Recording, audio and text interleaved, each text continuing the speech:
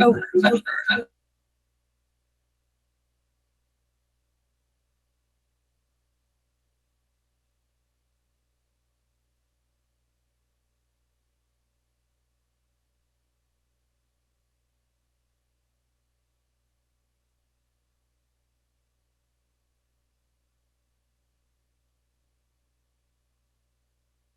All right, can I have someone say test, please? Test.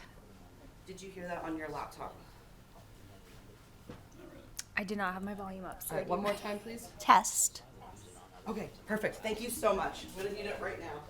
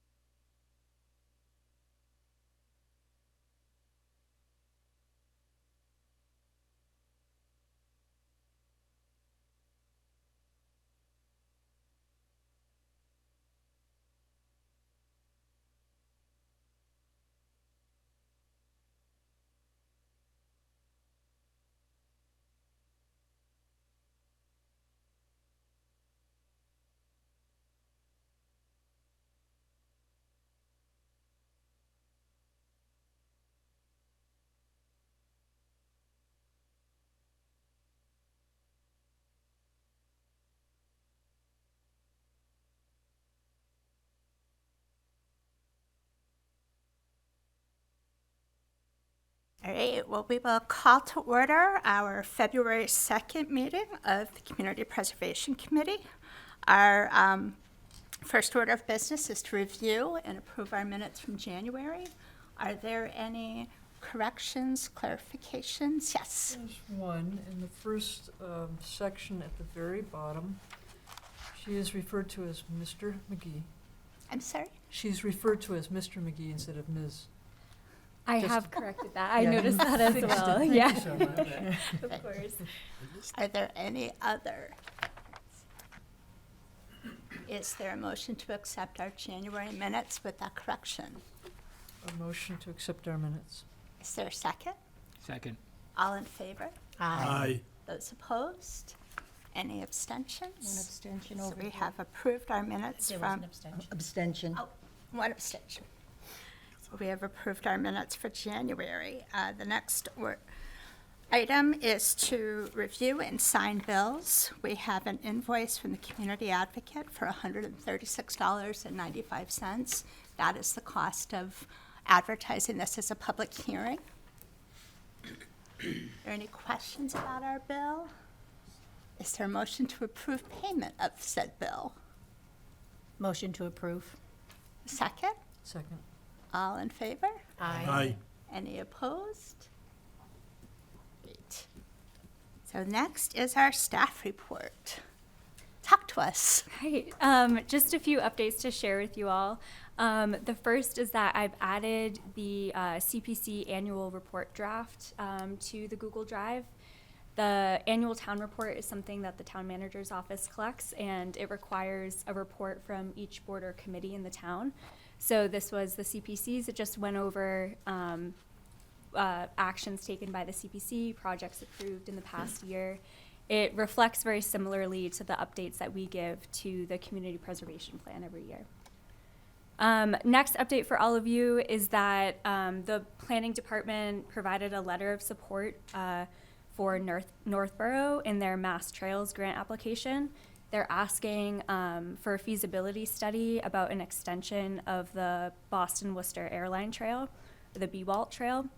And the reason that the Shrewsbury Planning Department supported this is because the results of this study can be used to aid in the master planning process and the open space and recreation planning process that Shrewsbury will be completing in the next 2 years or so.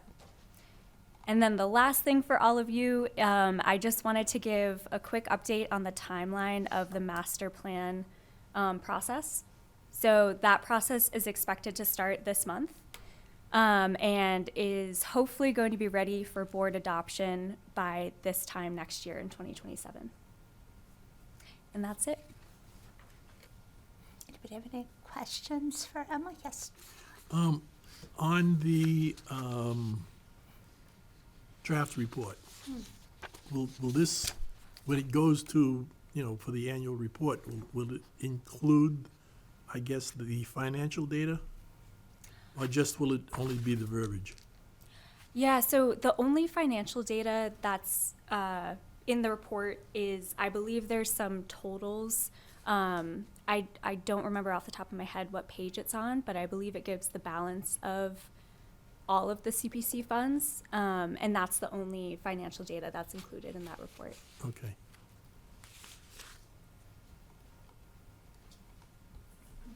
And along the lines of the staff report, when we had spoke, you had said that at our March meeting, we would have some draft budgets too.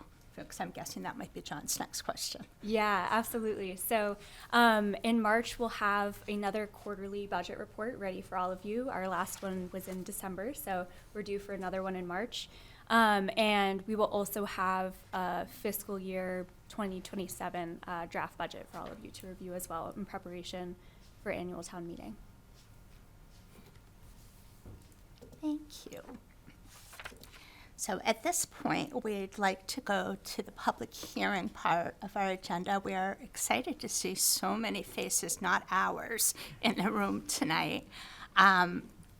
We ask that you, when you speak, you please identify yourselves. We're happy to have you here and hear your thoughts on the projects that are before us. The first on the agenda is the application from the Affordable Housing Trust. Just a quick point of order. I do believe you have to open the public hearing just so it can. Is there a motion to open? the public Motion to hearing? open the public hearing. A second? Second. All in favor? Aye. Any opposed? Okay, public hearing is open. And I will ask you to try to speak up because selfishly I am hard of hearing. Sure. And I don't want to interrupt and say what.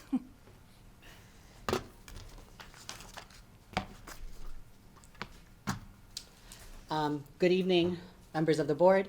My name is Kushala Raghuram, and I'm an assistant town planner working for the Shrewsbury Planning Department. I'm here applying on behalf of the Affordable Housing Trust for an annual request for funding. I'm Martha Gannon, and I am the chairperson of the Affordable Housing Trust. Tonight, the Affordable Housing Trust seeks to, we request the eligibility application for placement at the next town meeting warrant. I'm just going to share my screen. I have prepared a small presentation.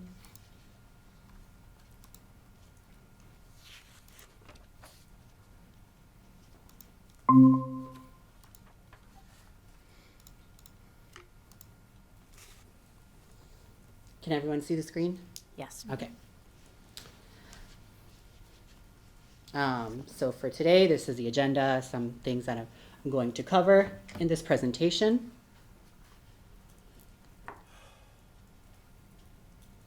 And right now, I'm starting off with the purpose.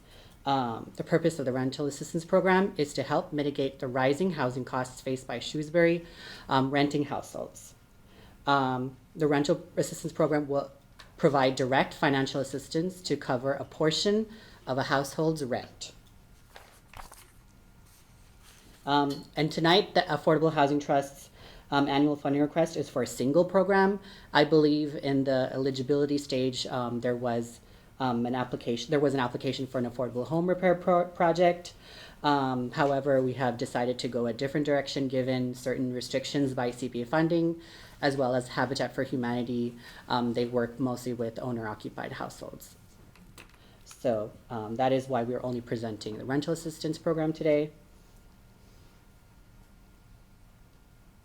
And so we, right now, the rental assistance program is designed to address the needs of renters in Shrewsbury. So right now, what I have is a graph that kind of depicts the percentage of, or the spending by household of renters versus homeowners. If I can, do you want me to, let me see if I can zoom in. Isn't everybody able to see that?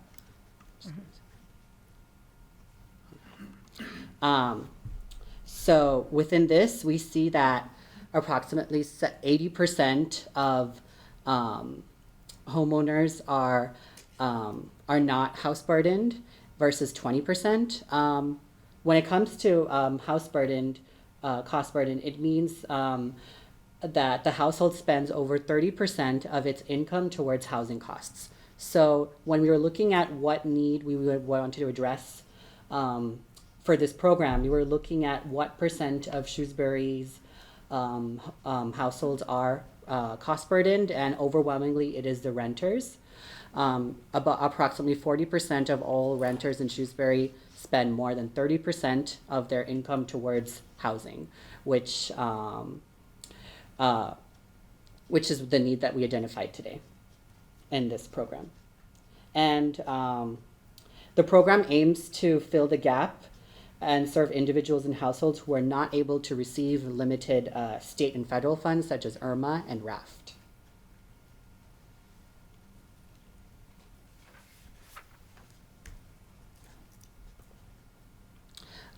This figure is looking at housing burden across Massachusetts. Although it is from 2016, I kind of took this figure to kind of show that more people are rent burdened in areas where rents are cheaper rather than wealthier urban areas.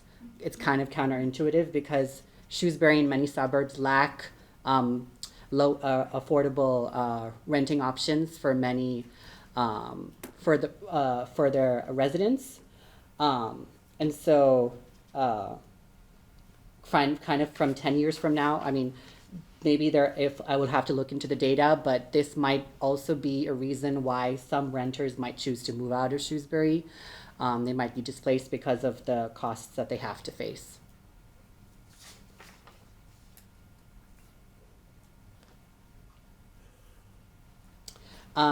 Today, and then this slide is looking at the program budget. The trust is requesting funding for the Shrewsbury Rental Assistance Program for a budget of $150,000. The budget would be allocated to approximately 25 households. Each approved household will receive $500 per month over a 1-year period. The trust is not including an amount of $30,000, which would be paid to a housing consultant. The housing consultant would review applications for rental assistance and then recommend the eligible households to the trust to approve for funding. And this cost was determined by reviewing programs in other communities in the state, namely Westboro's and Grafton's rental assistance programs. Many municipalities first implemented their programs during COVID and retired their programs after the ARPA funds were spent. However, there are a number of municipalities that have implemented in recent years rental assistance program funded primarily through their CPA, their community preservation committees. And so this is kind of just a funding breakdown. We are requesting about $112,500 or approximately 75% of the program to be funded through CPC funds, and we have existing affordable housing trust funds that will contribute approximately $37,500.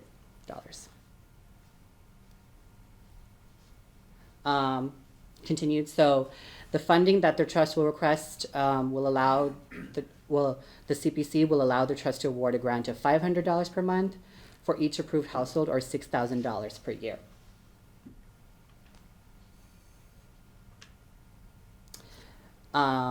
This is kind of a quote from the first sentence is a quote from the CPC Community Preservation Plan of 2025, the most recent one. This is the community housing section, goal number 2, which states support programs to provide grants, loans, rental assistance, security deposits, or interest rate write-downs to individuals and families that are eligible for community housing.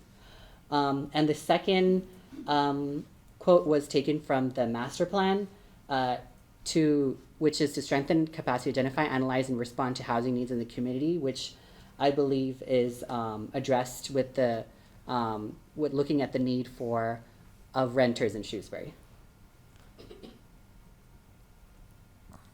And moving on to program administration, the trust is recommending that the program be structured as a one-year pilot program to gauge the interests of renters in Shrewsbury. A qualified third-party consultant will be hired to collect and review relevant financial information needed to evaluate an applicant's eligibility for the program. The pilot will determine the scope of need for relief in town, and we hope to have, this will lead to a more permanent program similar to other programs being implemented in other municipalities in Massachusetts. The Housing Roles Agency will include aiding in development of guidelines, outreach initiatives, and answering applicant questions. During this process, the town will need to develop an RFP and formal guidelines that will define who will be eligible and what applicants will need to submit to the town and the housing agency for review and approval. Currently, the planning department is working on drafting an RFP so that we're ready to send that RFP as soon as we receive approval from town meeting.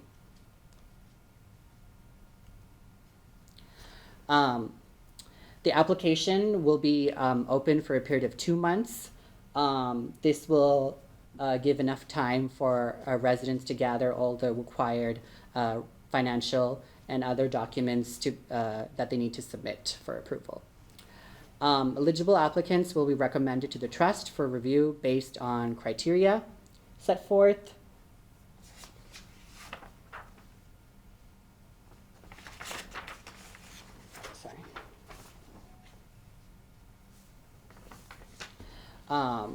Applications will be available on the trust website, the housing consultant website, senior center, and other various town offices. The applications will be placed on a wait list in the order of completed application forms. Assistance with submission of the application could be available to those with limited computer access. And this assistance could be provided by a housing agency or a contracted social worker from a nonprofit such as Shrewsbury Youth and Family Services. And this slide shows the eligibility criteria. This table is taken from the HUD income limits for 2025. Households must have an annual income that is 80% or less than the area median income.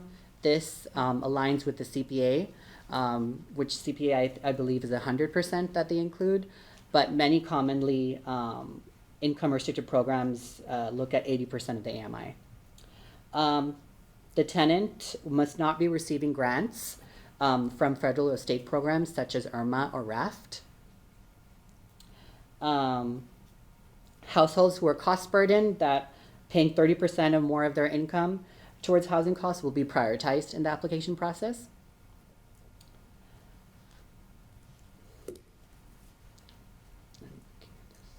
And here we have examples of different rental assistance programs in the state. Looking at AIR, their Affordable Housing Trust requested about $200,000 from the CPC to fund to help about 12 families in need. Our neighbor in Westboro implemented a rental assistance program and awarded $120,000 to distributed among 30 households. Boxborough provided rental assistance to 14 income eligible households through CPA, and Maynard funds about 6 families with $500 per month for a period of 1 year. So I believe they are in the drive. I might have attached the resources so that the guidelines are there as well. So these are the communities that are continued to implement their rental assistance programs after COVID. And this is our anticipated timeline. The trust will await CPC approval of project funding application, and the typical CPC project process will follow in the lead up to town meeting. And we anticipate town meeting votes to approve the project funding. As soon as that happens, we will release the RFQ to select the housing consultant in June and July. And then by August, we anticipate that the application will be open to eligible Shrewsbury residents for a period of 60 days, the rental assistance program. And yeah, thank you. If you have any questions. Jen? Yes. Right ahead. So, how are these people going to learn about the program? So we will work with our housing consultant to provide flyers and guidelines and share it all through social media, as well as we have a town communication coordinator who has special kind of contacts, like through red alerts, through different ways of contacting people to allow them to contact. We also will work with different town departments and offices, like the senior center, maybe work through some nonprofits in town, the church, to kind of spread the word. Okay, thank you. Yep. Any other questions? Yes, I get a lot. I guess first I'll make a statement. If we, not that we shouldn't, but if the 112,000 is greater than the 10% allocation at this time, I mean, funds coming in are roughly in the $1 million range, and housing gets, say, 10%. So we would be getting 100,000 in through this program. We're giving out 112. So over time, that 10% number that's sitting there will get depleted. That's all. So we have to think: do we want to do that on an ongoing basis, or just go year by year? And maybe use some of the 65% number for this, but I think that's something we should be discussing somewhat later. Who's paying the third-party consultant? The trust is. In it, that's over and above the 37,500 then? Yes. Okay. What if somebody moves during the year? How would you know they've moved?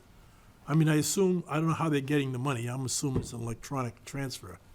Correct. So the housing agency will be, as well as the trust, will be in contact with that, with the tenant, and along with some of the documents, there are certain conditions that, if they move, they would have to, they won't be eligible to receive those funds anymore, and they would have to inform us. So there are certain stipulations that we can require when we have a form that we need to sign together. But if they don't inform you, then you kind of have to go chase them for the money. And that is correct. Okay. Landlord as well.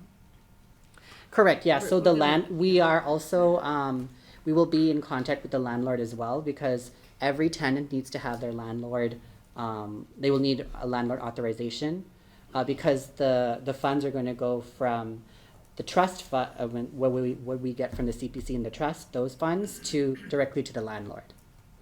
Oh, okay. Okay. Here, are there any other questions? Yep. Just a comment about the 10% in every year. I think this is a pilot program, so we'll know at the end of this year if this is going to go forward, but I don't think we should save funds in anticipation of future projects. If this project's eligible, I just wish we could help more than 25 families, is what I wish. Well, I guess that's, again, maybe I'm jumping ahead. Yeah, it's a pilot project, but I'm guessing there's going to be more than enough people interested. So next year, we would have to say, no, we don't want to give them money, I guess. So I'm already assuming this could be an ongoing project. Hope so. But Are there any other questions for our presenters? We'll deliberate after the public hearing closes, or is there anyone else who would like to speak I have to a this? quick question. maybe going back to your 80-20 percentage, that 20%, did you say was 20% of the renters are in this category, or no? How, would you repeat what that? Yeah, I could go back to that. So 40% of renters are cost burdened Okay, versus 20% of owner occupied, Got it, okay. that are cost burdened. so that 40%, have you done any analysis as to how the rents in Shrewsbury compare to other areas? I believe there has been analysis done in the housing production plan. I think kind of what the trend is in Worcester County, in communities like Shrewsbury, is we do have a smaller housing stock of renting, of available rental units versus owner occupied units. So which kind of increases that the availability, the supply of rental units is lower in places like Shrewsbury as compared to places like Worcester or closer to Boston, which kind of drives that price, even though we're farther away from the more expensive parts. Right. Yes, Okay. I got one more question, or well, more of a comment. Looking at this here, it's nice to show a percentage, but seeing I'm a numbers guy, I guess, how many homes or rental units does that represent? I mean, if from the assessor's office, I thought there's something like close to 13,000 families living. Correct. Something like that. Yeah. So round it off, if there's 10,000, 6,000 in the homeowner category and 4,000 in the rental, and then we could extrapolate those percentages. Yeah, I think there are numbers in this. There are about 10,462 owner-occupied units and 4,446 renter units. So approximately 75 and 25%. Okay. 75% of owner-occupied units, of units are owner-occupied, 25% of units are renter-occupied in Shrewsbury. And I think from here, the number of cost burden units in Shrewsbury are approximately 1,563.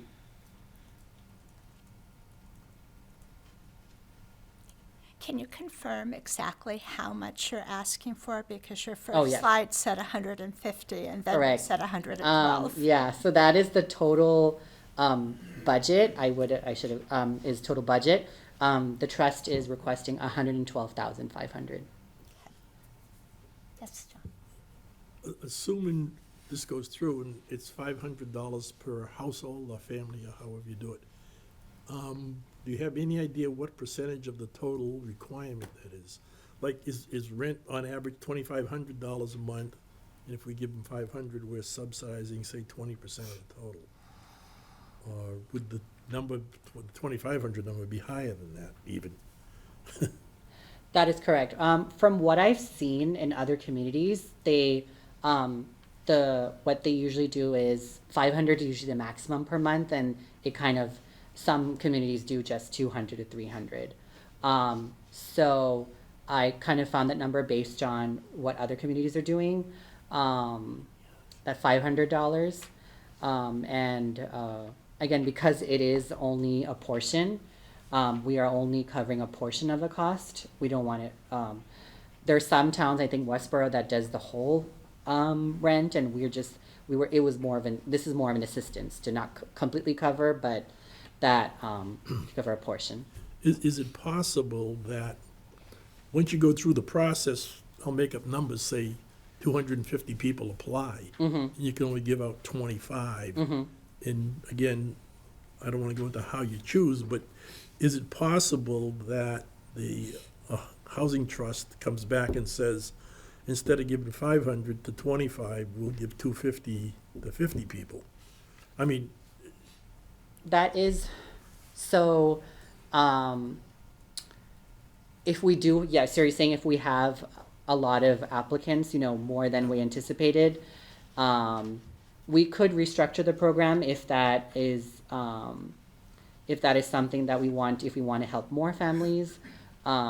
We could use additional trust funds. I think that's something that we can consider. but that would be I guess that would be up to you people. Yeah. We would just give them the 112,000. Correct. Okay. What Westboro did was they expended all their funds and they said we will, again, start the program next year and have additional funding. Okay.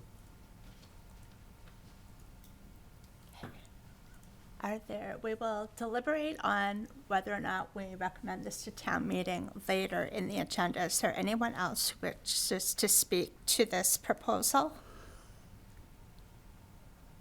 Then why don't we hear from our next applicant? Thank you both very much. you. We might think of more questions, but we appreciate your presentation. So the next on the I public ask a- hearing agenda Deb- is the Deb? application. Yes, Josh. This is supposed to be a public hearing, This is a public hearing. so should we ask if anybody out there's got any comments? You just, Oh, I thought you said you were going on to the next one. I asked if there was anyone else that wished to speak to it, and nobody moved. So I took that as a no. If I'm wrong, please speak up loudly. So the next on the agenda is the Maple Ave field lighting.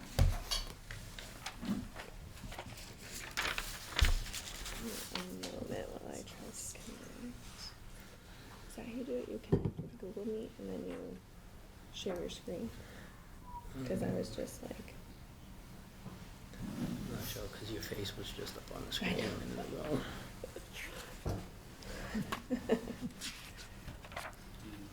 yeah, that'd be super. Thanks, Griffin.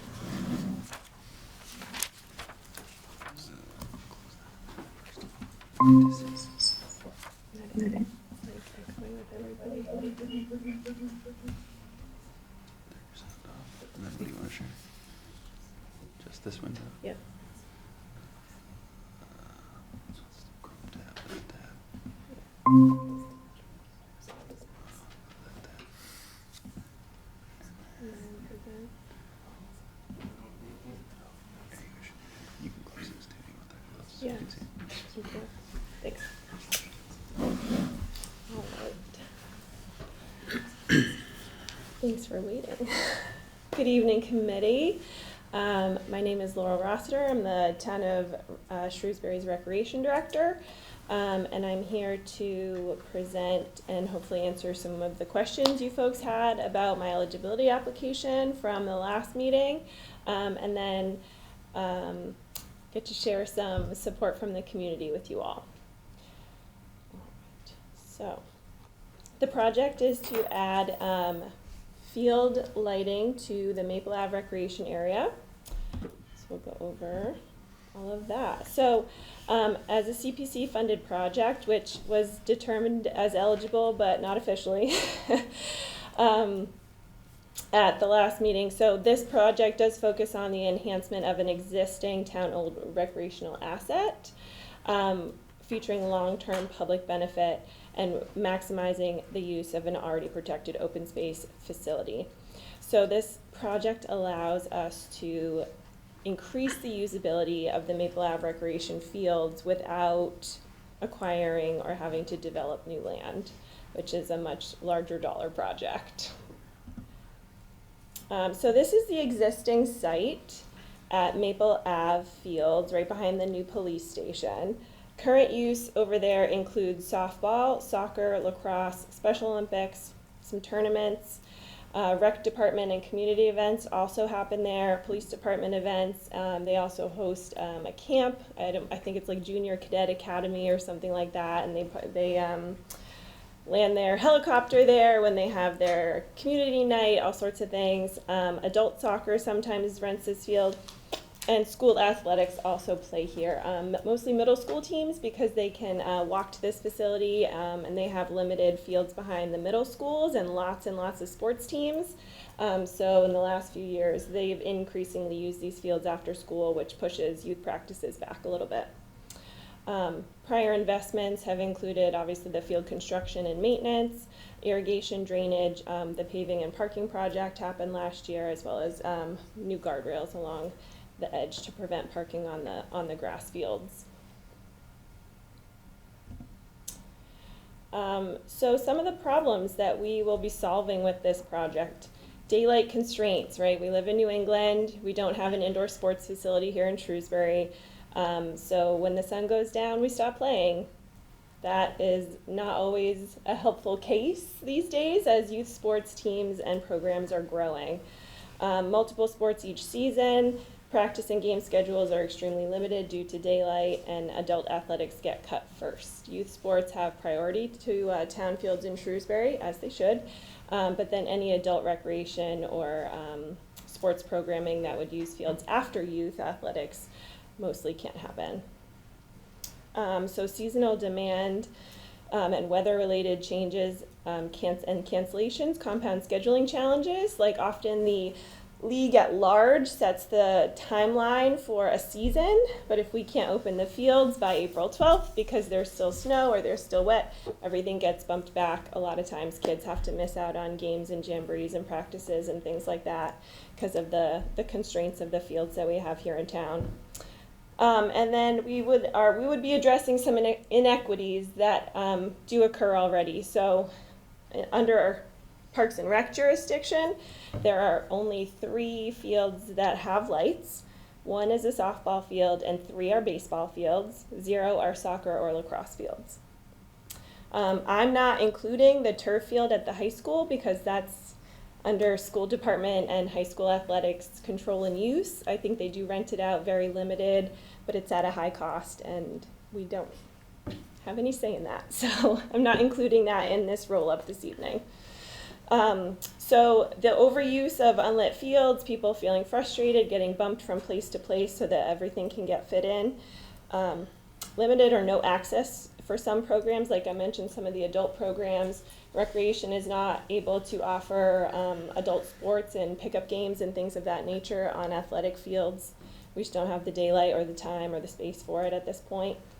And also increased costs for youth sports because they're forced to rent fields or lighted fields or indoor fields elsewhere. So the cost of their user fees goes up because they have to go out of town. So listing here some public benefit and community access points. We're going to spread usable hours across more time, reducing the pressure on this and other fields in town, help avoid accelerated wear, and then costly future expansions. We expand access for youth sports, adult recreation, community programs, community events. This is also another place that we can turn the lights on and have a festival. Our food truck festival has to end when the sun goes down as well, and then we have to clean up in the dark. Someone hit a tree one time, that wasn't us. But when you can turn the lights on and extend the life of a festival or community celebration and or clean up safely, it really helps out quite a bit. Support residents who experience work and school constraints and after-school commitments. Youth sports organizations are run by volunteer parents, most of whom do work and can't start practices until a certain time. Parents who work can't get their kids to certain practice times, so increasing all of those increased access to everybody. And then allowing later start times, like I said, supporting inclusive and adaptive programming. Like I said, our Special Olympics team does use these fields. Challenger, we have a great softball program in town called Challenger, and those athletes could also have games under the lights and things like that. Reducing barriers for families with limited flexibility, and then offering new programs to Shrewsbury residents. There's a lot of interest and spark when this project comes up. Like, oh, there's gonna be lights. Can we play adult softball again? How about an adult kickball league? You know, we can always, you know, we've wanted to start adult pickup soccer, but we just don't have a place to do it. So excited about the opportunities that we'd be able to put back on the schedule. So here's an example. This is obviously not one of our fields, but we currently work with a lighting company called Musco. They're kind of one of the major lighting companies in the business. We currently work with them for all of our lighting in town. I think it was all built by Musco. I don't know, Kevin's been here longer than me, yeah. But we use their online system called Control Link, which I'll talk about a little bit later. So all of the controls are digital. I can turn on most of the field lights from my phone or turn them off when they've been left on by accident. It's also a smart enough system that it knows the time zone you're in and starts a minute later every day because it gets lighter later every day.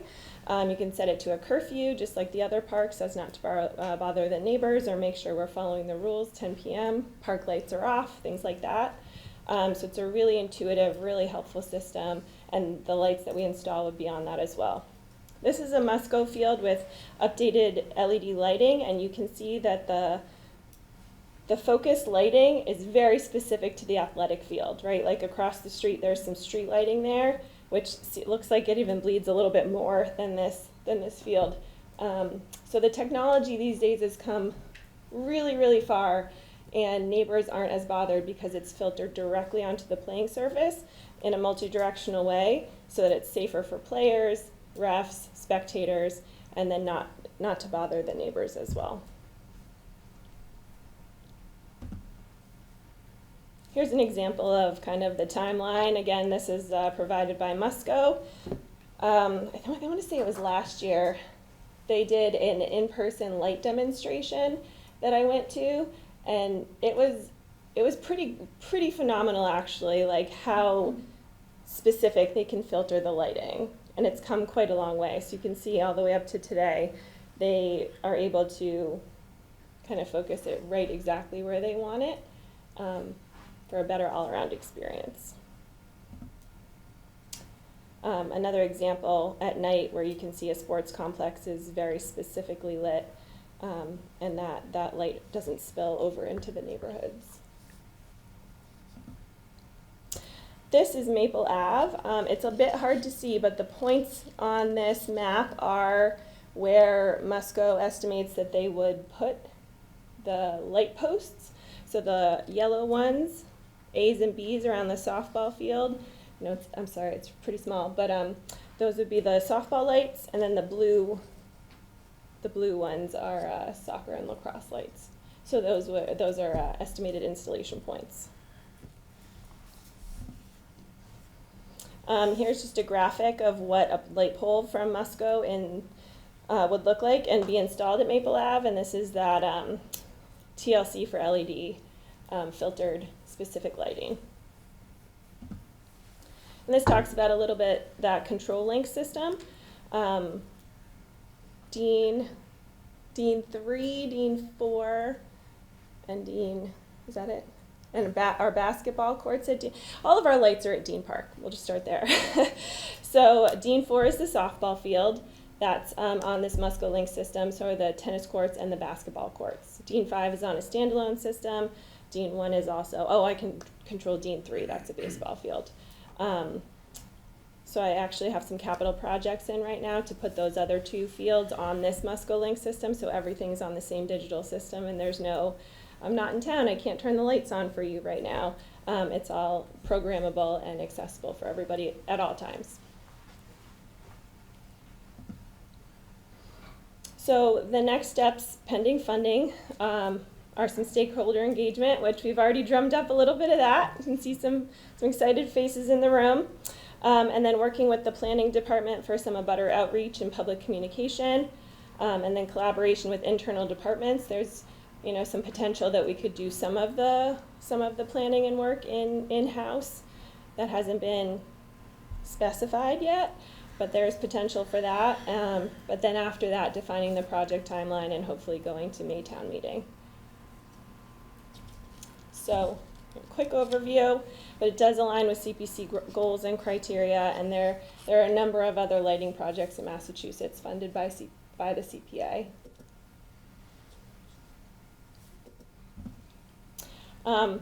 So it was kind of quick, and we can go back for questions, but I'd love for you to hear from the stakeholders. I know some of them brought kiddos who are going to play on the fields, who already play on the fields.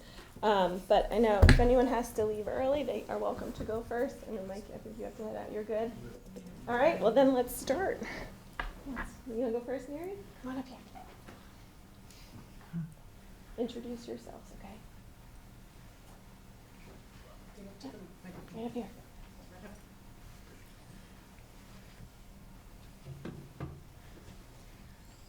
Our names are Mary Hayes and Abby Dumont, and we are 5th graders at Sherwood Middle School. Thank you for taking the time to listen to me today. I'm here to speak about why adding lights at Maple softball field is important and necessary. Softball is a growing sport in our community, and so many amazing players spend so much time practicing and improving their skills. And I want to encourage and help make our players better by adding lights at Maple softball field. We are not just improving a space to play, we are showing respect, fairness, and support to athletes that love softball. This improvement would help softball be treated equally to other sports and would better reflect how important it is to people who play it. Right now, baseball has 2 fields with lights and softball only has 1. This is not fair. It makes it kind of hard for softball teams to practice and play games and host events. Having more lighted fields would help softball have the same chances as baseball. Both sports should be treated equally and should have the same opportunities to grow and succeed. Right now, the lack of lights means we're limited to 1 night game at a time. Once it gets dark, play has to stop, and softball is often pushed to Upper Dean as the only remaining option. This restricts scheduling flexibility. Lastly, I love softball, and I really want the people who play it to have fun and feel supported, not just to be pushed away from their dreams because of limited resources. Providing proper lighting shows that we value these athletes and that we want them to succeed. Thank you for your time and consideration.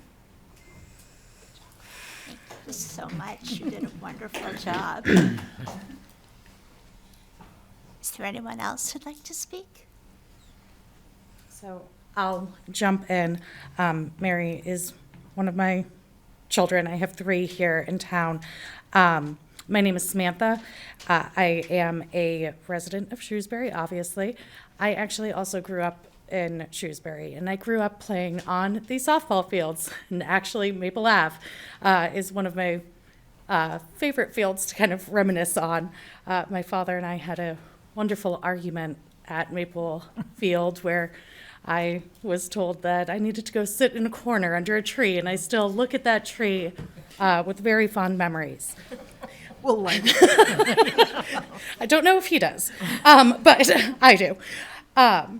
But as we're kind of talking further about that, I'm being a parent of actually just not just Mary. I do have a son who plays soccer, and we go elsewhere to get those opportunities for Under the Lights. So today I'm speaking as a parent, but then also as a active member of the Shrewsbury softball community. I'm a coach. I am the one who deals with all of the scheduling problems. Laurel and I spend countless hours trying to figure out how to get these kids access to the fields, especially at the sport that they all love. We run a program in both summer, spring, and fall, and I'm going to have you guess which season we have the hardest time with fields.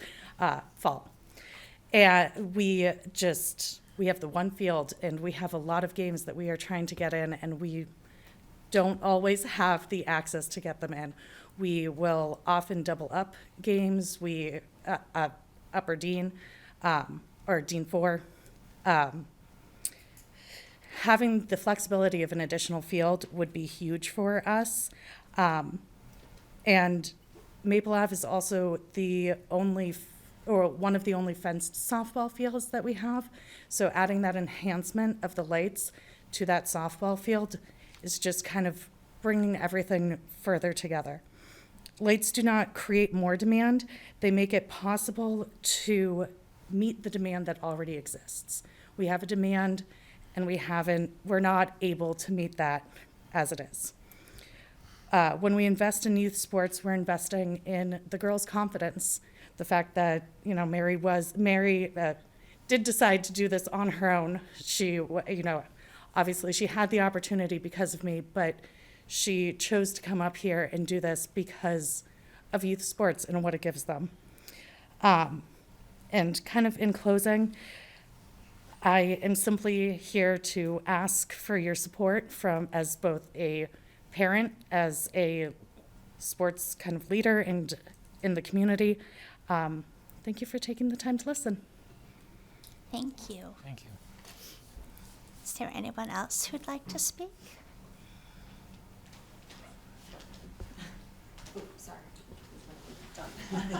Oh, maybe you should go first. Different discipline.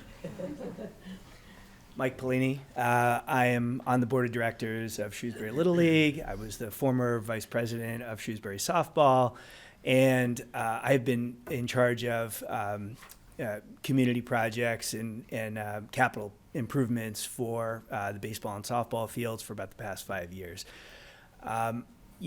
We have traditionally relied upon the donations from other organizations to do any types of capital improvements. I think many of you may have seen the scoreboards that we recently erected on some of the fields.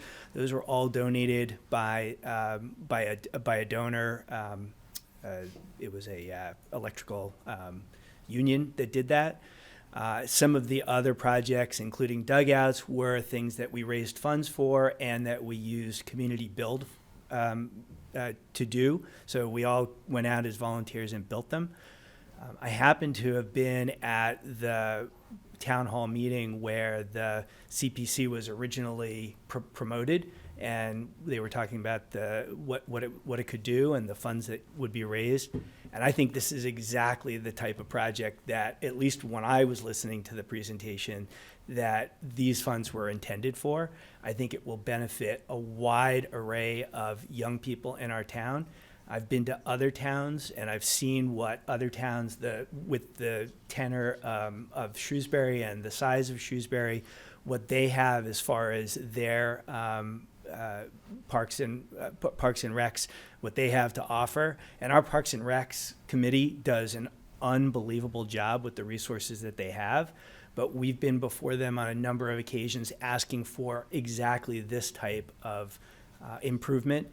And, unfortunately, with limited funds, it's been very, very difficult for them to make the improvements that a town like Shrewsbury, I think, really frankly deserves.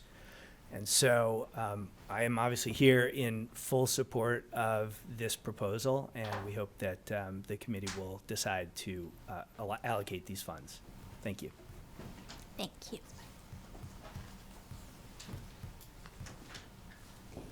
Hi, I'm Jess. I'm the vice president of Shrewsbury Youth Soccer. I've also been coaching in this town for 24 years. I coached for the high school for a long time. It's been through soccer. We were using Foundation Maple Ave since 2002. We started using that field when the high school was originally over at Oak. That was our secondary field for JV, and we would have to end our games early because we ran out of light. Where when we would go to other schools, we wouldn't have to end the games. But we in Shrewsbury Youth Soccer, fall season and spring season, we have over 800 to 1,000 kids playing. So we are very limited to the field space, especially in the fall, with other lacrosse is growing, which is amazing. And so we are sharing fields and trying to get in all these games before it gets dark.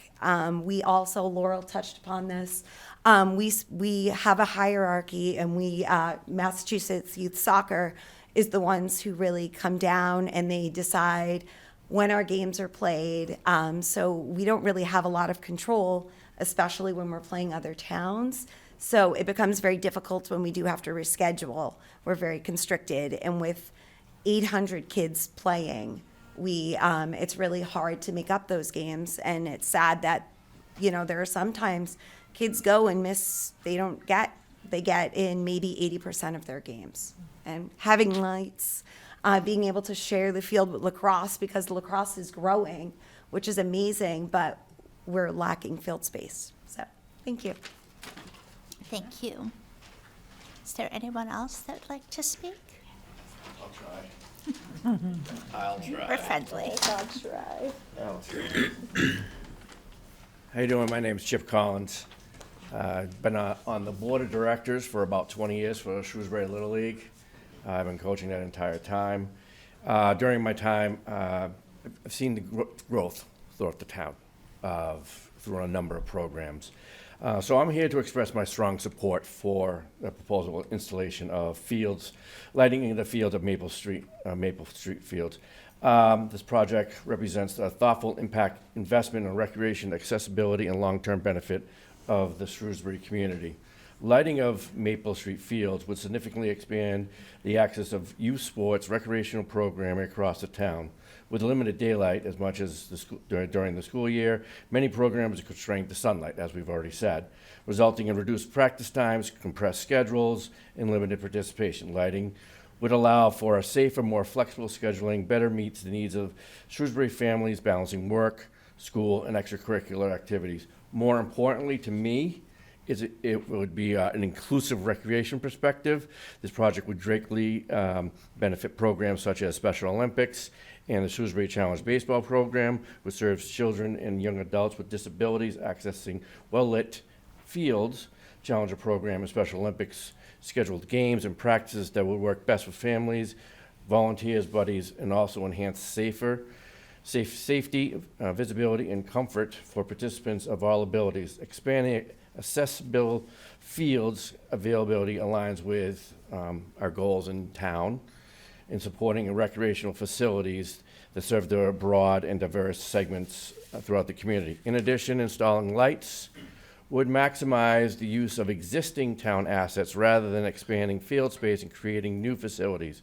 This improvement enhances functionality of the current recreational infrastructure in response to a cost-effective way. Increasing the field availability supports youth leagues, inclusive sports programs, community-based events, and helping reduce scheduling conflicts and overuse of other town fields.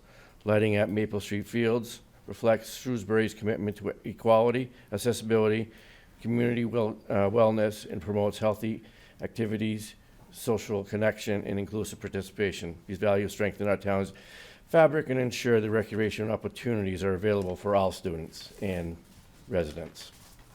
Thank you. Thank you. I tried.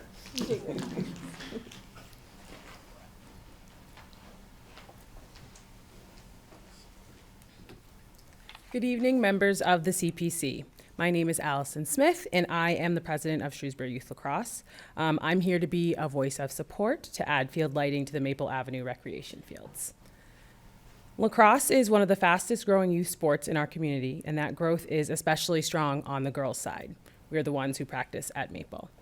I've been lucky enough to coach my daughter, Michaela, who's here with me for the last 3 years, along with her friends, and it has been such a rewarding experience.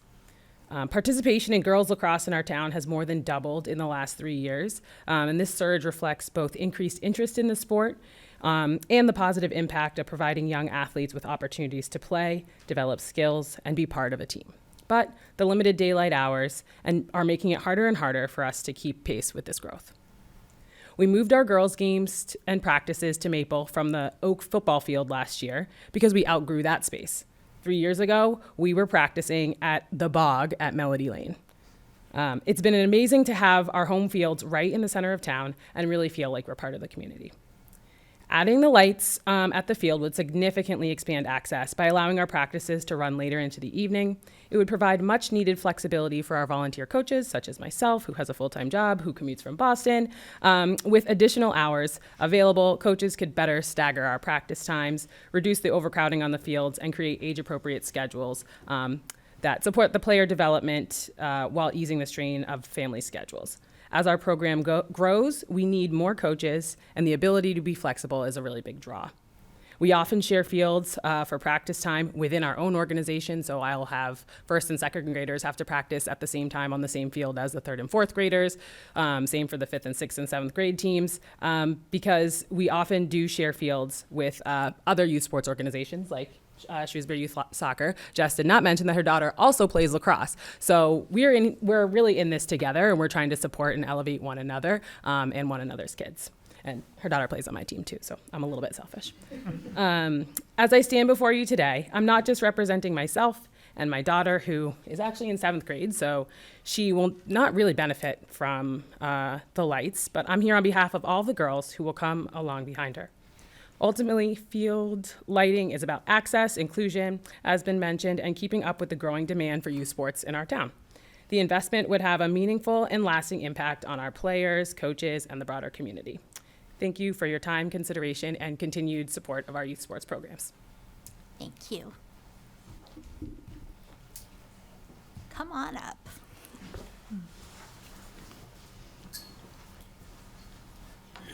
My name's Michael DiPiazza. I'm the president of Shrewsbury Little League, so I oversee Shrewsbury Little League baseball, Shrewsbury Little League softball, and Shrewsbury Little League Challenger program. One, we did submit a letter to Laurel. I don't know if that made its way to all of you. That was on behalf of the Little League. It's in the tribe. Yes. Okay. There's a couple of things like that everybody said tonight that I feel like kind of almost need to be brought together. Is I come at this from the perspective of a father and a coach of a kid who played baseball, right? And we had 2 fields with lights. So that you're talking about 150 to 175 kids that had access to those fields at between ages 9 and 12 years old, right? And you're dealing with a lot of different schedules, a lot of different weather elements, so rainouts. We said it earlier, kids are playing multiple sports. Like, we're here to support lacrosse and softball tonight, but in some ways we compete, right, for the same players or for at least for that player's time. And from the baseball perspective, I'm trying to make the case that having 2 fields with lights, when we need to reschedule a game or a practice because of weather, we have a little bit easier of time doing that because the fields have that ability. That gives us that type of flexibility, right? To be able to say, you know, there's 12 kids on a team, 10 kids on a team. I would say that on my team the last 3 or 4 years, half of those kids, if not 3/4 of them, were playing something other than baseball, whether it was lacrosse and soccer, golf. What am I missing? There's a few different sports that they would be playing in the springtime. So their sole dedication is not to Little League, right? Whether it's baseball, softball, or Challenger. They're playing different things. So we're competing with them for their time there. But from the baseball perspective, we just had an easier time to be able to reschedule games and, more importantly, practices when that challenge came up. I think the other thing, too, I don't know if all of you feel this way, but part of our role as the youth sports leaders at this age group is to get them to middle school, to get them to high school and playing those sports. And part of our job is to make them love these sports. And I will say, as a coach, and I can imagine as a player, there's nothing better than playing under the lights. Like, that's when you feel like you're on Nesson, right? Like, you feel like it's big time.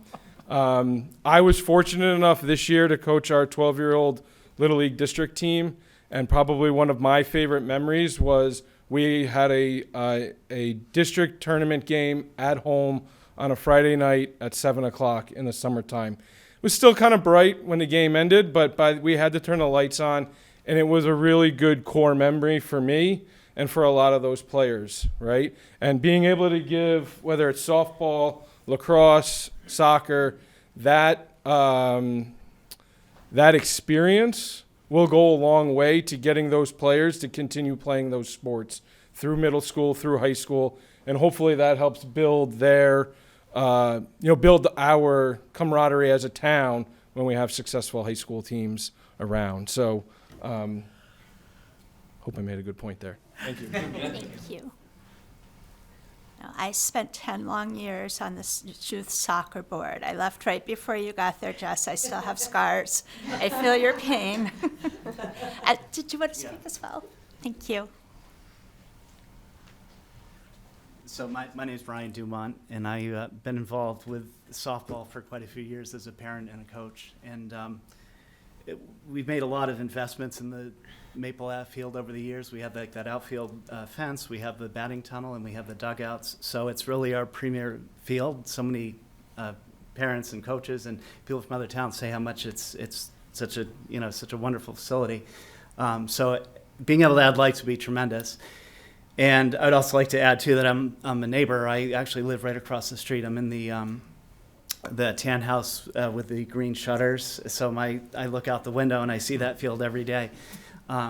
So I love seeing the activity over there.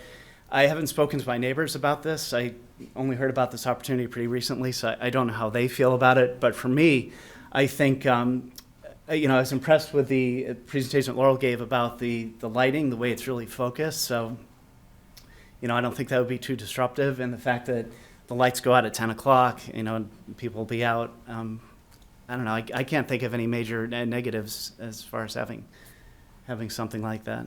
So anyway, I'm excited. It'd be neat. Thank you. Is there anyone else that'd like to speak? I'm guessing we might have questions. Laurel, could you please tell us how much you were looking for? Yes, you have my budget in your folder too. The total ask for the entire project is $650,000. If you break that down, the softball field is running at $225,000. The soccer field comes in at $290,000, and design services, including construction drawings, soil borings, and geotech reports, are $80,000. And I was guided to build in a little bit for construction buffer, since this is just an estimate. So the total estimate is $595,000, and I'm asking for $650,000 to make sure we can get the whole project done. No questions? Dan? Yes. I guess the one question I have is Selco. Have we talked to Selco? And is it possible that they could be involved in putting the lights up? Yeah, it is possible. I'm not sure to what extent. Those conversations haven't happened specifically yet, but that is part of the internal collaboration part. In DPW, some engineering, maybe they could help with some designing. There's already electrical over there, so we don't have to do any major work, and it's right on a main road, so things are accessible, but we would be, I don't have specific numbers or, you know, jobs for different departments yet, but yes, there is a potential that this number could be rolled back due to kind of like in-kind town department support, including Selco. Okay. Yeah, But don't, I didn't ask I them yet, believe, so don't say that. you know, again, I was involved in the Little League. I was pretty much at the end of my tenure when they put the lights up. But I knew the people that I coached with that kind of were involved, and I believe Selco did put those lights up. And again, that was somewhat different probably, but they did the poles and all. In fact, one of the people on our board of directors worked for, he was a senior manager at a light distributor. So he got the lights wholesale right from the distributor, and that was all, That's you know, a it was great all raised connection. through donations, and then Selco put the lights up for us. Yeah. I believe, I'm pretty, again, it's 30-something years ago, but that's, I'm pretty sure. And I think it is, my opinion would be is if we could use Selco, obviously you wouldn't need as much money with the additional funds or the remaining funds used to do things like light Lake Street fields in addition to Maple. But I'm ready to give you the $600,000 either way. I love that. Thank you, Mr. Sigilnik. I'll just file that in. I've been there, done that. Everything everybody talks about with Little League and soccer, I've done. Yeah. But other questions? Are there other questions? And you have not, other than the gentleman already involved with softball, you have not spoken to any of the neighbors as of yet? No, we haven't done that yet. Are there any other questions for our guests? Is this Yes. something that has to go out to bid, or is this vendor, are we able to use that particular vendor? I believe we'd be able to use the vendor that we've gotten, that Laurel's gotten the estimate from. Okay. You seem to be happy with that company. They're wonderful to work Yeah. with, yeah. Yes, that would be ideal. Is it the technology that is driving the cost, or is it, I mean, what? I know things cost money, you know. Do, and You know, yeah. nothing is cheap anymore, but That- and I think the technology is important in this situation to be able to isolate Yep. the light in that area and not feed over into the neighborhood, so Yeah. that would be, Yeah, I that think- would be important to me. The cost certainly does reflect the sustainable LEDs. They're very expensive. We looked into upgrading all of the other field lights, and the number was actually shocking. 'Cause, Yeah, oh, right. God, but you know, it's for a reason. The life of them is very long, and they have a lot of benefits. It's just it's a big project, right? Like giant steel poles and putting them in safely, and cranes are involved. Like it's a big expensive project for what it is. It's got a long lifespan. This isn't something you have to come back and do again and again. There's always maintenance attached to things. Kevin maybe can talk more about that, but you know, it's bulb replacements here and there, and small upgrades to the system that they do mostly on the software end. Like, I don't know, the last time you had to really mess with any of our Musco stuff or light systems has been Hardly ever. quite a while.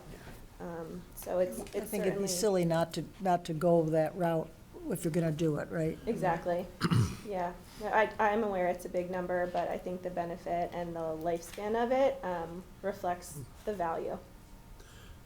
Did Musco actually put up any of the lights we now have, or are they just running all the software for us? That's a good question. Do you know who? I'm not sure. I think the poles were put in by subcontractors. So I don't think Musco actually has their own crew that comes in with the crane and all of that. Right. But they organize all of that. Yeah, the lights I know the lights at Dean 4, like the physical light fixtures and structures, are Musco products. Dean 4 is which one? Sorry. Dean 4 is the softball field Okay, at Upper yep. Dean, up by the bandstand. Yep. Are there any other questions for our guests? All right. Thank you so much for coming out, and for all of you for speaking with us. We truly appreciate it. The other item for public meeting was the Elizabeth Garden project design. Do we have a presentation, or are we? We do not. We're not prepared to present budget tonight. Okay. So is there a motion to close our public hearing? I'll make a motion to close the public hearing. Is there a second? Second? All in favor? Aye. Any opposed? Public hearing portion of our meeting is now closed. We thank you all for your participation, your thoughts, and all your work. Take a minute, and then we need to, our action items are we apparently, although I remember it differently, did not vote on the eligibility of the Maple Ave, so we need a formal vote on that. Correct. Yep. I wrote down approved. Yeah, you did. It's aspirational. Is there, we'll give them a minute to. Yeah.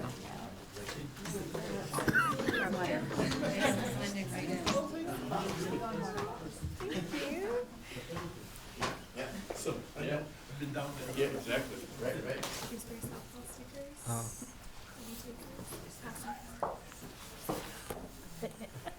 It's under $50 now. Okay, well, even without John, we do have a, we can't either wait, but we have to have quorum. We all thought that we had voted on the eligibility. So I move we approve the eligibility for the Maple Ave recreational area lights.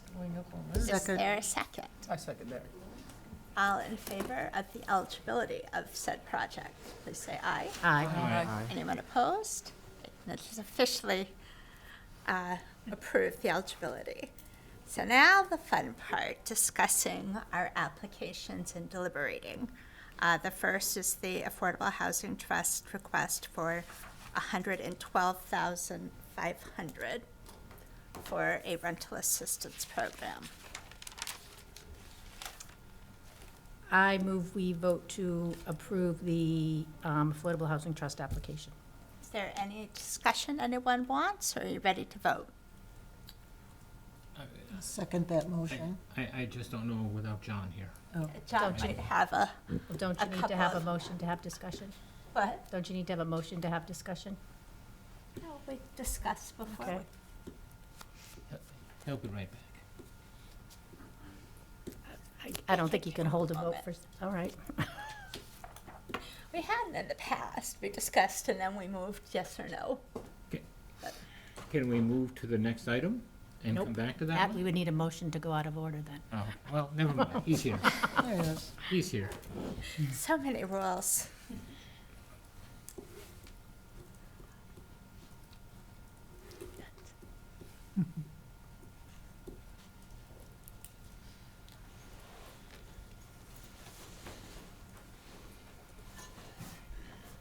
So, Emma, how much money do we have in our affordable housing line of the budget currently? Figure for you?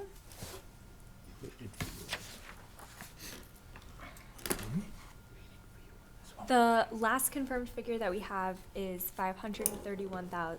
$531,000?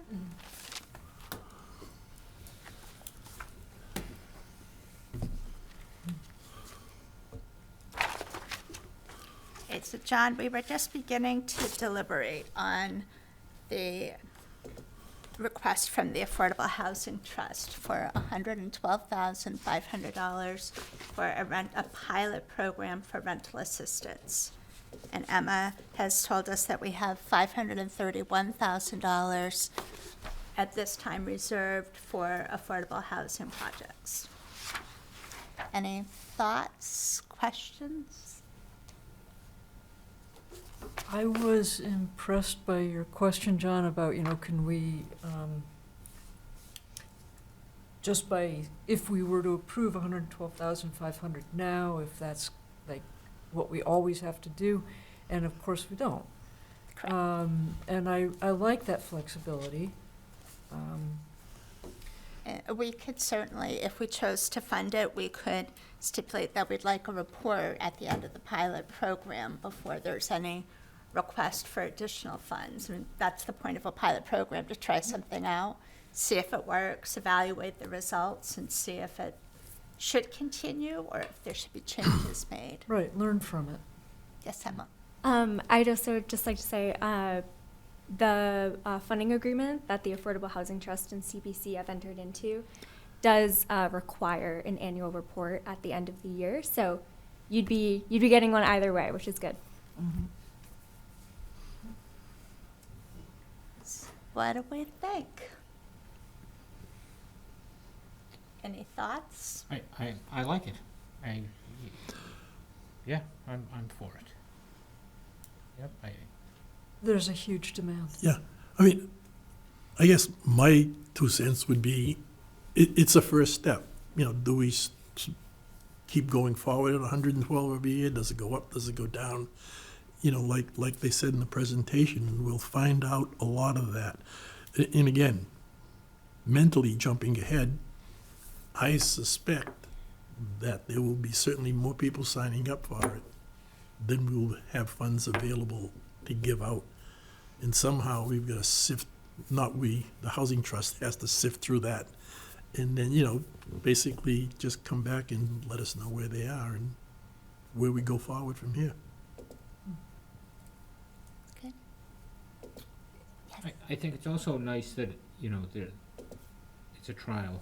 That's nice. But the other side is it leaves money in our budget in case Elizabeth Gardens needs some funding for true housing, right? So, yeah. Yes. I think we, as a committee, up until now, have been, and I wasn't on this from the beginning, we've been starving to get proposals to come to us. We seem to have, $2.5 million laying around at this point, okay? And we're getting $1 million a year, which we're not getting requests for $1 million, so next year's number will be larger than this year. But I think going forward, I can see more requirements. And in that sense, looking at this Affordable Housing Trust, we're still on the 10% figure using that funds. Do you start to potentially consider dipping into the 65% reserve even in some instances or whatever? So, I really think going forward, there's money available. Personally, again, not speaking for anybody else, this housing trust, I think, is very, very worthwhile. I think the light situation is very worthwhile. And again, spending, I don't know, 8 or 10 years, I have to go back and think about it, doing mostly baseball, but, probably 4 or 5 years of soccer. Having lights would have been great back then for the kids. And I don't know the fellow that said playing under the lights. I played a lot of baseball in my life, high school, college, etc. And the first time I got to play under the lights, you thought you were in Fenway Park. Because they didn't have any of that when I was a kid. Yeah. So are there any other thoughts or questions about the Affordable Housing Trust request? There being none, is there a motion? I make a motion that we approve the funding application for the Affordable Housing Trust application for rental assistance. But we should put the dollar amount in that. 112,000. 112.5. Is there a second? Second. All in favor? Aye. Any opposed? And we will recommend to town meeting funding the Affordable Housing Trust request for $112,500. So now moving on to the Maple Ave Recreation Field lighting. Having toiled for those 10 years at Shrewsbury Youth Soccer, and also I co-chaired the campaign to build the new field at the high school. I know how important the lights are, and new sports are amazing in this town. I have 2 concerns, and one is that the neighbors haven't been spoken to, and the price tag. Those are the 2 concerns, but that is what it costs. Those are my 2 concerns about it. What do you guys think? I don't think our job is to have a hearing for the neighbors to say whether they want this project or not. I think that comes down the road. Our job is to determine if this is eligible, which we have done, and do we want to fund it? And my I'm thinking a little bit as the deer in headlights that I'll have to stand there at town meeting and have certain people with binders and Post-it notes yelling at me. But that's not our problem. That I'd have to That's face not our that. job. I do have a question, though. How much money is in the open space and recreation bucket? Yeah, so I don't have that final figure that's been reviewed by the town accountant yet. However, I will say, and I know John mentioned this earlier too, this would most likely be a project that would either have to be split between the open space and recreation bucket and the general reserve, or just be from general reserve, because there is over $2 million in that account. So there's the money is there. It might just not come directly from the open space and recreation. Which is fine, because we've funded a lot of things out of that budget, so we're using the money, so that's a good thing. Absolutely. We'll get to that. Since I'm still up, I'm 100% in favor of it. And just a little tidbit, my grandfather started Shrewsbury Little League in 1951 in Shrewsbury. So, and then just to see the other sports growing, I'm totally in favor of it on a personal level and as a representative of this committee. Yeah. For physical health, for mental health, and for community health. Yep. It just checks them all off. It's very good. Very important for people. Field space is the biggest challenge. Spend the money now before the prices go up. Yeah. Oh, there you go. So what do we think? I guess the question I have is, do we vote to move the project forward, or do we vote for the $650,000 today? I guess the real question I have is $650 going to really be the requirement? Because if Selco can potentially provide some service here, it probably would reduce that number. So, I mean, I'm not sure how to go about if we, well, I guess not, once we vote for it, it still has to go to the town meeting. I'm kind of answering my question. I thought once it got voted, it got locked in, but it doesn't get locked in until the town meeting. Plus, the The request does include a So we could adjust the significant number later on. contingency. Okay. Well, we don't necessarily have to adjust the number, but just like the basketball court, right? There's $90,000 coming back from the basketball court that the town meeting could vote back. Yeah, but that's sat there for 3 years. We can't, you can't use it, I is my agree, point. I agree, right? But I don't know if this project will be faster track than the basketball courts. I don't know either, okay. Yeah, I follow you. Well, like I said, if we got money, we should just put lights at Lake Street too. Anyway, I guess, never mind, I think I answered my own question. It's not finalized till it gets to the town meeting in terms of the exact number. I suppose if they lock in on it, more detailed numbers, and it comes down, we could adjust that going to the town meeting. Or we allocate that much money, they don't have to spend that much, and then Right. Well, no, if they find other Right. sources of funding that would reduce that, then that puts more money into their bucket for the next project, because it'll come back to their fund, or the, No, the general, General. depends on where Yeah. it came out Right. of. Right, Yeah. right. so we're giving them permission to spend up to that 650. right now, yep. The But not contingency necessarily. that they are asking for seems high, considering most town projects come in significantly under budget.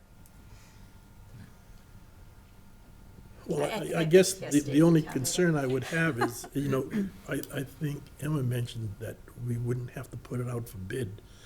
A number that big, should we try to get some bids to see if you can get a better price? I mean, again, this is a rough estimate, so maybe when they sharpen their pencil, get better, I don't know. But we've got to put a number on the table. I suppose 650 is as good as anything. So, it is interesting that it's not going out to bid. If it's not going out to bid, Did they say not out for bid, or they just said they could use that vendor? Yeah. Yes. Right. Yes. That's the estimate from the vendor. From the that vendors, specific oh, vendor. okay. Correct. Which is different from it not going out to bid. Correct. Yeah, okay. I mean, it makes it an official bid process when it began until funding was secured You anyway. know, Correct. I don't know who would know this. Does, The egg and the chicken. does that vendor have a state contract? And the reason I ask is, and I think, let's use, I believe it's police cars. When you're buying a police car, the state actually has a contract with somebody, so there's kind of a fixed price already. So you don't have to go out for bids because the state has gone in an overall sum for both the state cars and town cars can use it to go after a specific number that somebody's guaranteed to provide goods for. So if these people are doing stuff all over the state, maybe they have a state contract, I don't know, to provide lighting at a certain price or whatever. Then not having a bid would seem reasonable.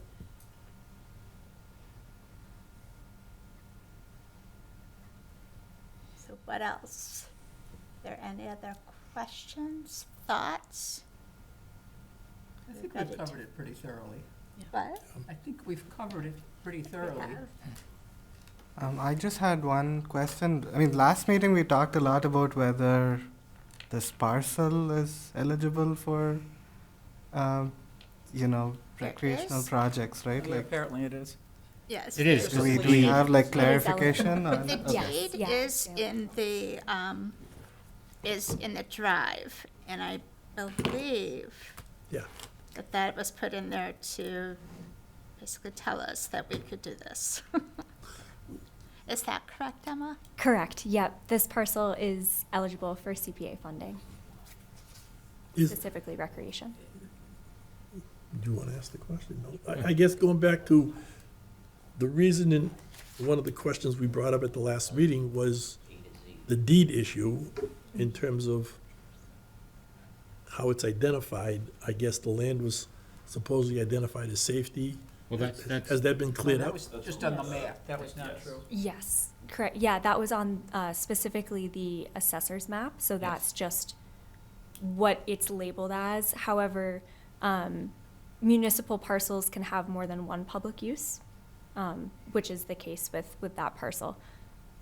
But I don't believe they can put that on the assessor's map that there is too, so it's under public safety. Do they have to do anything with the police station? Do they have to what? Sorry? Do they have to do, I mean, the police station is on this land. Yeah, correct. It's the same parcel. Mm-hmm.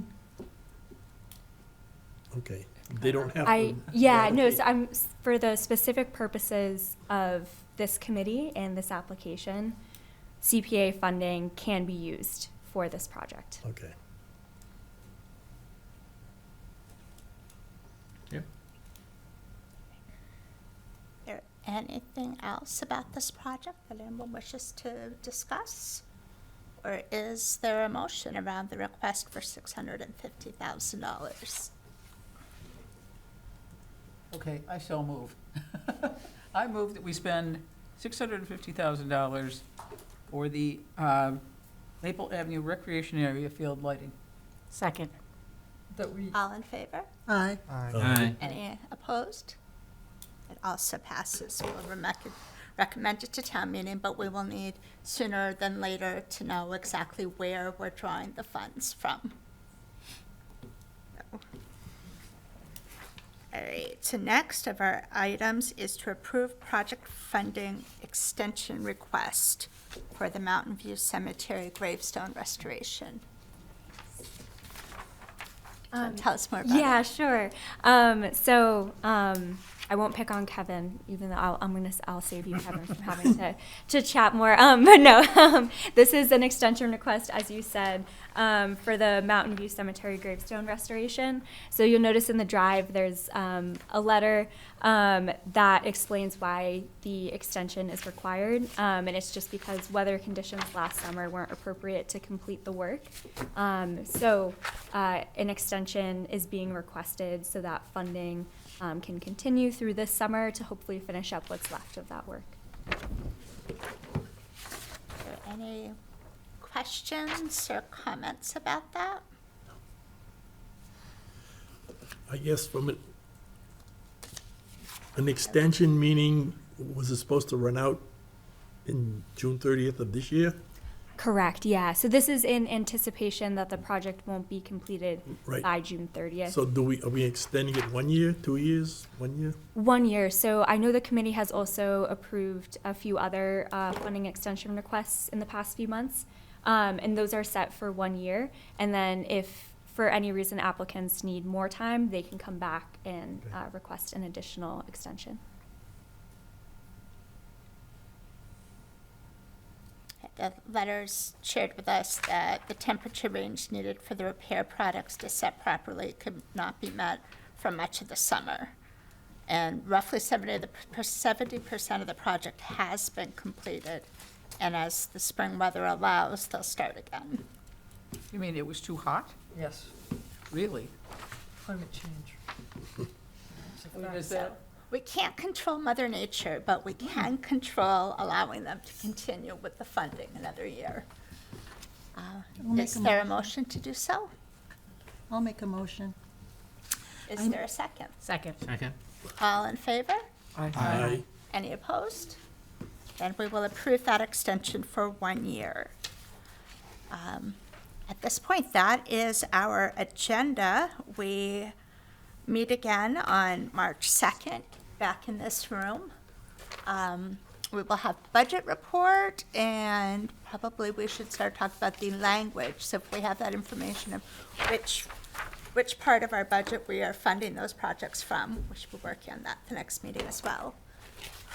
If there's nothing else, is there a motion to adjourn? Motion to adjourn. Second. All in favor? Aye. Aye. Opposed? All right. Meeting is adjourned. Thank you all very much.